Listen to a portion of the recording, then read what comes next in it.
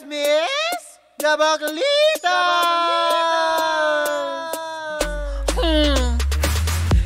Same pero iba! Kaya patuloy pa rin pong nakatutok at nakikinig sa number 106.7 na Energy FM. Panggawag mong sabihing radyo! Sabihin mo! Diba? Ako pa rin mo si Kapitana Sisa. At ako pa rin po ang yung Tita Cora. At ito pa rin ang Baklitas! Woo! Woo! Diba? Iba pa rin pag kompleto eh. Oo. Mas masaya. Alam mo, mas maingay tayo kapag kumpleto tayo, Tama, Mare. diba? Siyempre, hindi tayo makukumpleto kung wala nagpapa-healthy sa atin. True, at diba? Tulad na lang ng MX3. True. Maraming salamat, MX3.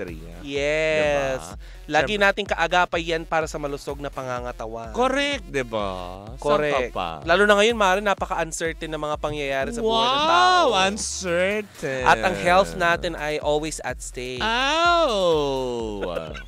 Isn't it amazing? Amazing! Isn't it surprising? Surprising! Oh, asa ng icing Oh, diba? sa ibabaw ng Wala, kape. lalapirot na.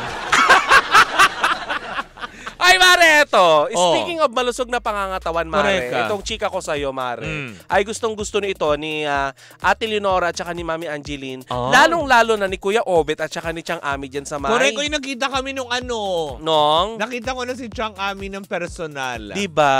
Nang sabi ko, kailan ba ito nung umalis kami? Lunes. Nung Lunes, nakita kami. Nakita ko na rin si Kuya Obet ng personal. Diba? Oo, diba? Sabi ko nga, Chang Ami yung gasulpo ni Tita Cora. Super kala. Yung super kalan po. Yun na lang daw yung kukunin niya. Reseller. Reseller. Eto na, Mare, speaking of malusog na pangangatawan, Mare, naloka ako, Mare, kasi ang mga press, Mare, nagkaroon ng tapang na tanongin. Well, lahat naman ng press talaga matapang magtanong. True. Tanungin, itong si Billy Crawford, tungkol dun sa issue na niya ng pagdodroga. Ay, talaga? Oo, Mare, kasi may mga chismis tungkol dito kay Billy Crawford. Really? Yes. For the correct ka na, bumalik ka. Parang mukha naman siyang si Manuel Rojas dyan. Doon sa picture. Akala ko bayani, yung unang-unang picture. Akala ko bayani, sorry na. Diba? Diba parang yung mga picture nila Jose Rizal sa ano. Bakit ano na-i-issue sa Textbook. kanya? Kasi nga, Mare, may mga chismis dati. Na ano? Na itong si Billy Crawford, kaya daw siya nangayayat. Oo nga. Ang payat Dahil nga daw niya, sa no? Dun paggamit mga ng pictures. droga. Ha? Yan ang sabi ng mga chismosang walang magawa sa buhay. Talaga ba? Pero Mare, nung ma-corner ito ng mga press, itong si Billy Crawford ay natanong nga siya tungkol dun sa issue. At talagang iginiit nito na hindi talaga siya nagdodroga, Mare. Ay! Ang totoong dahilan pala talaga, Mare, ng kanyang pagpayat or pagliit ngayon ay dahil hindi sa siya kumakain. Ito nga, isa nga. Parang gawain ng addict yun, Mare. Yung hindi kumakain, hindi makalunok. Kasi hindi makatulog. Oo, hindi makatulog. Madaling araw na naglilinis pa ng bahay. Yung nag-ano pa ng alulod ng bahay. Oo. Natatawa ka na lang. Hoy, wag kayo mag-drog. Alas 12 ng gabi, may naglilinis ang alulod ng bubong. Wala namang ulan. Bakit? Correct. Tapos nauubos yung gamit ng bahay nila. Kakabenta. Rights na nga lang binenta pa. Tama na. Hoy, ano na? Ayun na nga. So, Mare, ang dahilan talaga kung bakit siya nangayayat, 6 years ago pala, itinigil nito ang kanyang bisyo. Na? Hindi droga, kundi pag-inom ng alak kasi alcoholic daw di umano. Itong si Billy Crawford. Ay, talaga? Hindi ba nakakatunaw yun ng pag liquor, yung mga lalo yung mga hard liquor, di ba? Nakakatunaw din naman na kinain yun eh. Ewan ko kung anong ginagawa nitong si Billy sa pag-inom ng alak. Baka ang lagi niyang pulutan, crispy pata. Ang kaya chicharong bulaklak, di ba? Oo. Yun yung mga masasarap katerno dun. O hindi na natin alam kung yung balot, mismong alak ang ganyan. sinasawsawan niya ng balot. Matindi ang bisyo. So yun, Mare, ang dahilan. Tindi ng trip nun, Balot sinasawsaw sa Yung alak. beer. Dinawdawan niya ng crispy pata.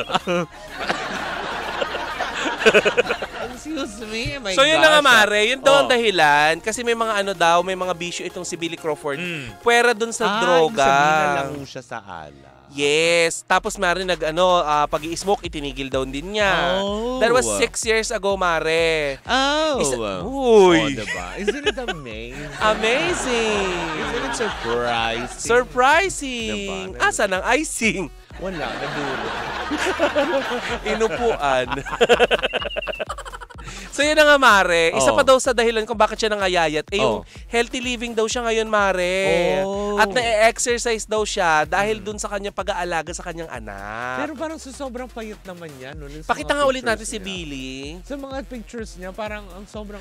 Ewan ko, Mare, bakit dito sa Pilipinas, kapag pumayat ka, adik ka. Pag nanaba ka naman, adik ka pa rin. Kasi di ba may droga nagpapalakas steroids. Hindi yung yung M. Hindi, steroids yun. Kaya diba yung ibang mga nagaganyan is, kumaga, lalo pa, lalo sa mga kababaihan, diba? Ano yan, pag may PCOS ka, tapos magsi-steroids ka, diba, lumulobo. Parang si Angel Locsin, diba? Oo, diba? Si Miles Ocampo, yes. Diba? Kaya medyo naglalakihan sila. Kasi may mga components sila ng mga iniinom. Ba't ako hindi naman pero ako hindi matakaw ka talaga. Oo nga.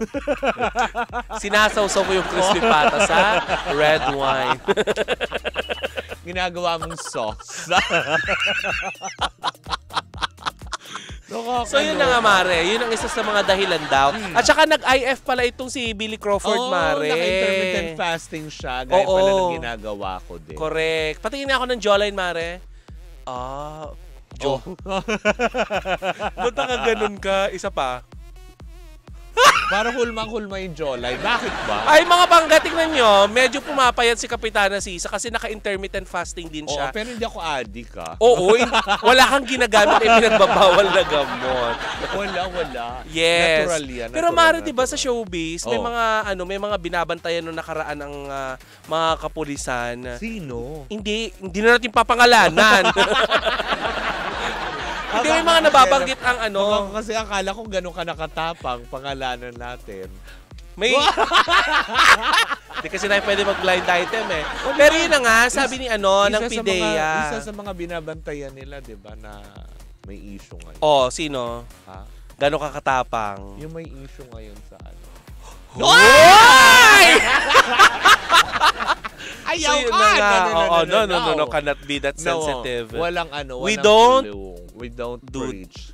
Hoy! Papa, don't preach. No. Walang clue, sorry. Correct. So yun na nga, Mare. Marami naman silang nai-issue. Hoy, dami! Uy, alam mo, totoo, sa showbiz, ang dami talagang nai-issue ng ganyan. Correct, kasi diba? nga, Mare, lalo na yung ibang artista daw, di umano di ba, Mare, yan yung nga yung diba, natakot nga silang lahat dahil plano silang ipadrag si Digong. Test. Oo.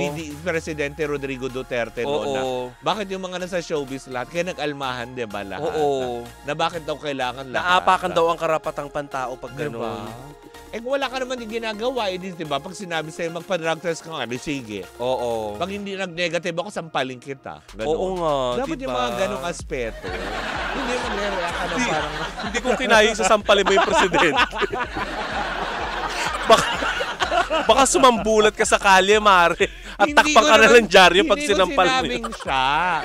Yung maghahamon sa'yo lagi na pinagkakamalak kang addict, di ba? Oo. Addict ka siguro, no? Ay, pag nagpa-drug test ako at nag-negative ako, talagang isusunga nga ako talagang sa mga resulta, di ba? Pero Mare, biro. Sa Pilipinas, ang dami talagang judger. Di ba? Di ba, kapag namatay ka, tapos nakita nilang payat ka, ay, namatay sa gutom. Correct, di ba? Di ba? Tapos pag mataba kang namatay, ay, impacho. Oo.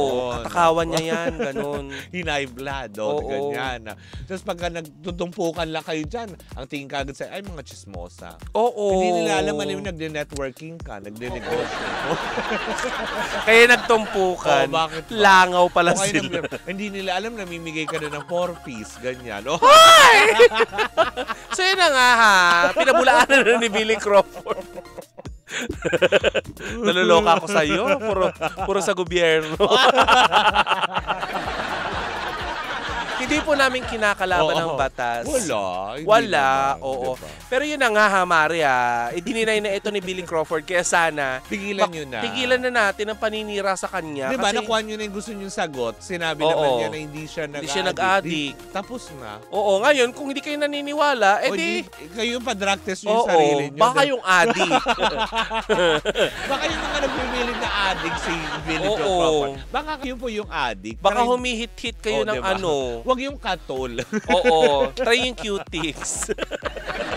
Hanggang sa matuyo. Cutic. Ang tapang nun, di ba? Oo. Try nyo yung mga sakit ano. kaya sa ano nun? Sintido. Umit-hit kayo ng tutulema. Ayoko na! Oo, sorry po. Ayan.